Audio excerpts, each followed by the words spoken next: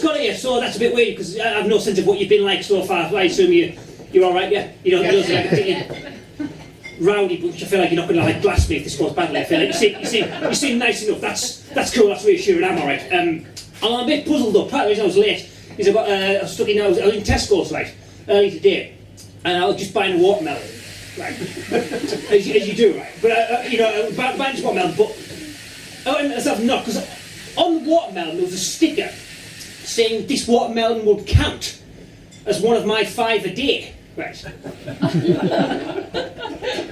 Like they want us to eat 5 watermelons a day now. That seems right to you. That seems like too many watermelons to me. You know, even carrying 5 watermelons out of the shop is difficult. If you've not got a bag, you know, that's you get I had 4 just about, and then like a 5th one balanced like a pyramid for me. But you need someone to help you do that, and then when you go to pay for them, you just drop them on the floor anyway. You know, and I was doing a big shop for the week as well. So that's like 35 watermelons I'm supposed to buy. That's far too many watermelons, isn't it? And remember, I'm just one man on my own, remember. But if I had like a wife and 2.4 children to feed, that's 154 watermelons.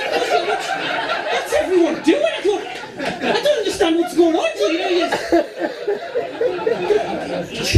in the end, I just bought 1. You know, I'm just going to risk it. You know, I don't want to live forever. But you know, it's nice to be here though. Yeah. So, my name's Tom Little. That's my name. That's my real name as well. No, do you know, the reason I say it, I'm not to this mistake before, but my name's Tom Little. That's my real name. I never really thought about it before, but I went to give blood earlier this month, and the nurse told me that was a cute name. And then I thought about it, and it is, isn't it? Like, you know what I mean? Like, you know, Tom Little. I'm not saying like I'm cute, but the name Tom Little, that suggests like you know, that's what you call a talking animal in the children's book. You know, really? You know? And I'm a grown man. I'm walking around with that name. You know, how's anyone take me seriously? You know, that's just something, you know. But anyway, I think it's all right. It's punchy. I was hoping, you know, and if you Google my name, right? I've been inside for a while now, right? If you Google my name, you won't find it. But if you Google Tom Little comedian, right, you still won't. But there's, I know, because the thing is, I should have chosen like a stage name because Tom Little's my real name. But there's a famous comedian in Australia called Tom Little. I know you probably wouldn't have heard of him here, but in Australia there's some famous Australian comedians. So like people have come to my shows because they think I'm some Australian guy. Like, genuinely, that's happened in Edinburgh. I went to the Edinburgh Festival just disappointing Australians all month. So like, you know, that's a bit annoying. But I mean, the fact that people have come because they think I'm some famous Australian guy means I have benefited in that way from, you know, having the same names. But I just worry about the hundreds of millions of my fans.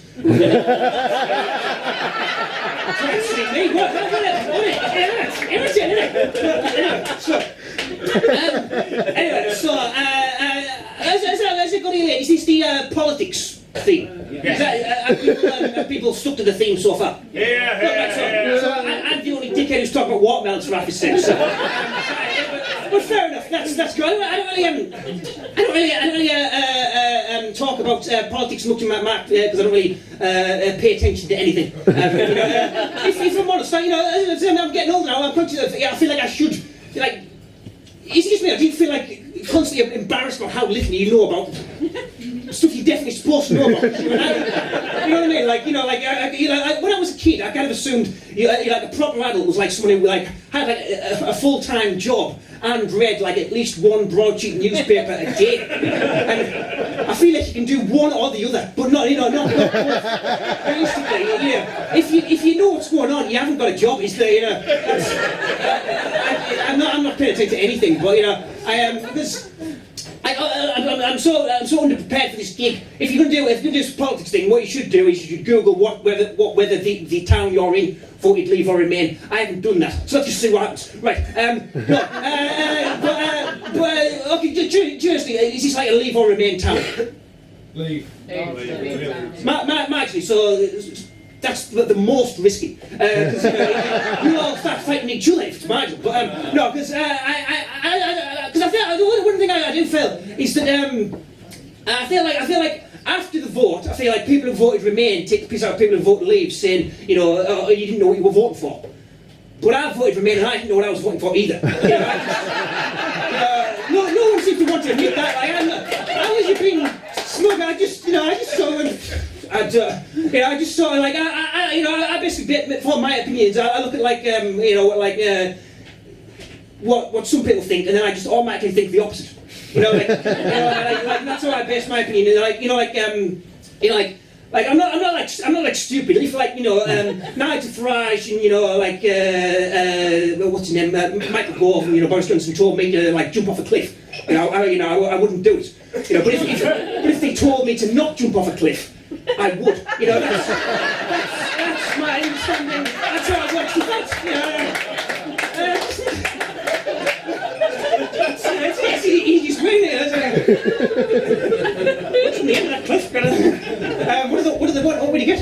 So that's something. Here's the thing. I was in taxi the other day, and I was talking to someone who, the taxi driver, we were going to talk about Brexit.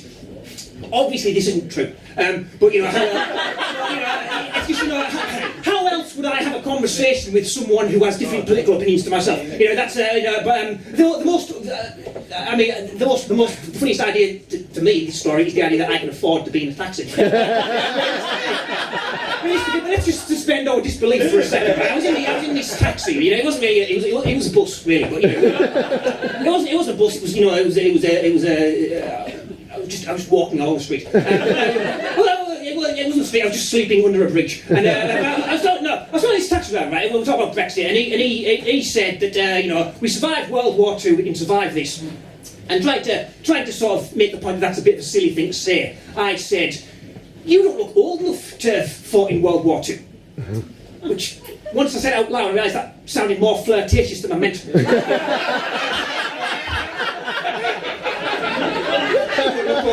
Fought in World War II, and then he sort of went, oh, thank you very much. Basically, I've had to go out with this taxi driver for 6 months now. I'm embarrassed about it.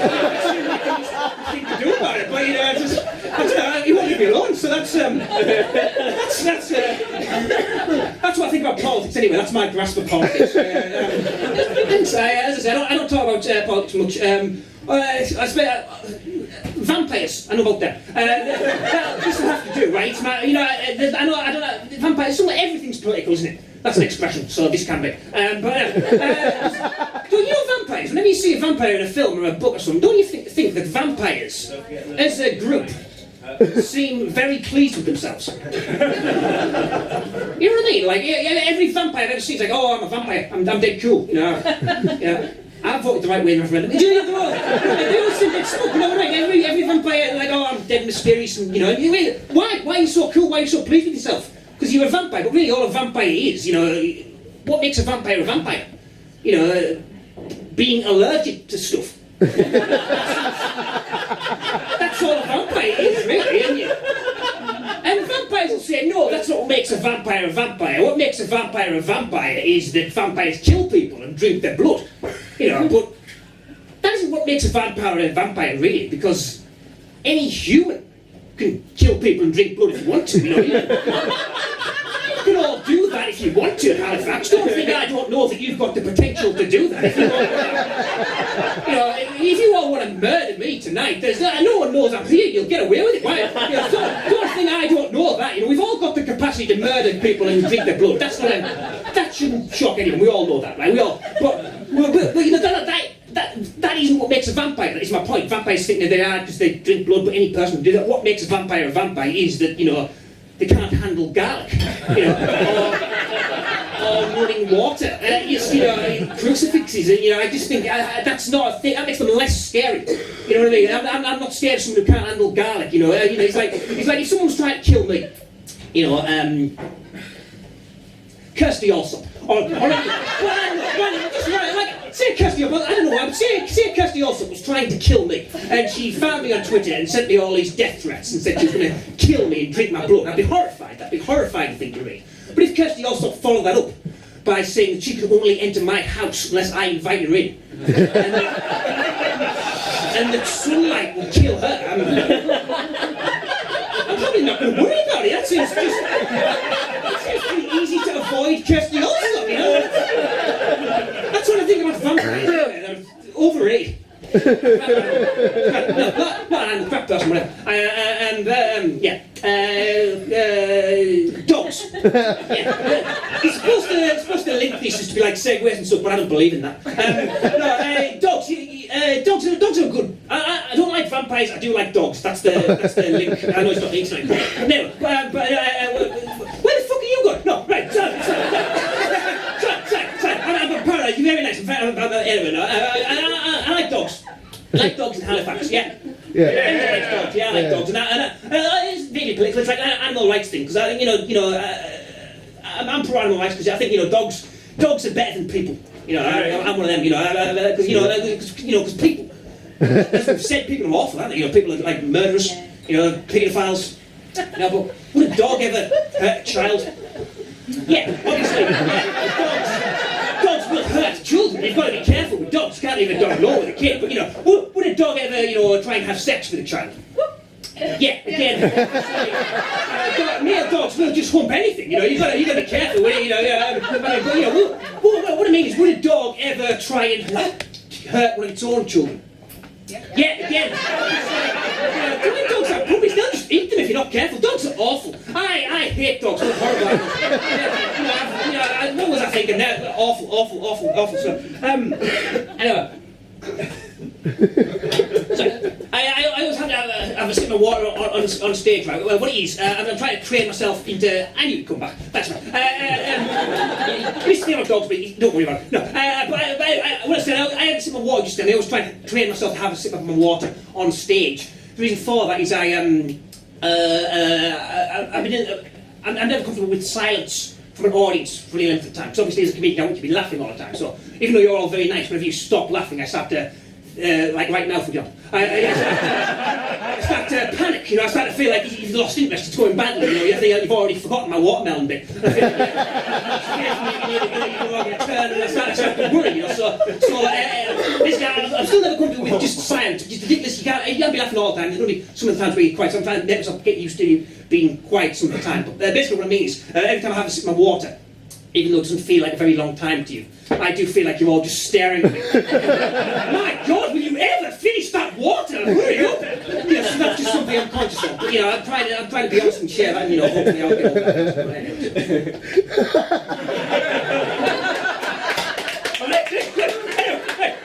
No, thank you. Right, okay, right. I'm trying to think. I'm trying to think what to end on. I do try and base my act on what I think you're like as an audience. Maybe not. The impression I get so far is that you're all massive Metallica fans. I've got that right. Good, yeah, good. Because I've got this bit. This bit's the end of people who love Metallica, or hate Metallica, or indifferent to Metallica, or have never heard of Metallica. It's fine. It's all four, so don't worry. Right? Stay with me. But I went to see Metallica recently, right? The band Metallica. I went to see them live, and they were crap. Yeah. I'm sorry if that's controversial. But I'm a controversial comedian. I'm always saying edgy, offensive stuff about Metallica specifically. And I will not be censored. So that's what. Because I like Metallica. I do like Metallica, but I don't like when you go and see a band live and they don't do their most famous song. You know what I mean? You think that's not, yeah. Well, Metallica's most famous song, whether you know Metallica or not, their most famous song is probably Enter Sandman. And Enter Sandman is the only Metallica song that I know. So I didn't pay like 80 quid to go and see Metallica, and they didn't do it, so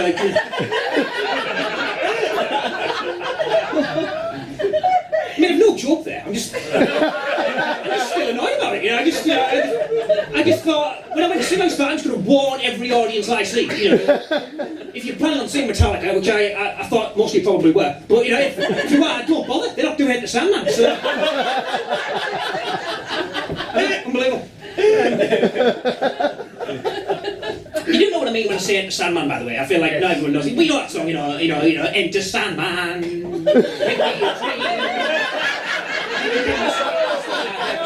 Do it! Yes, it's my time. Cheers, thank you very much.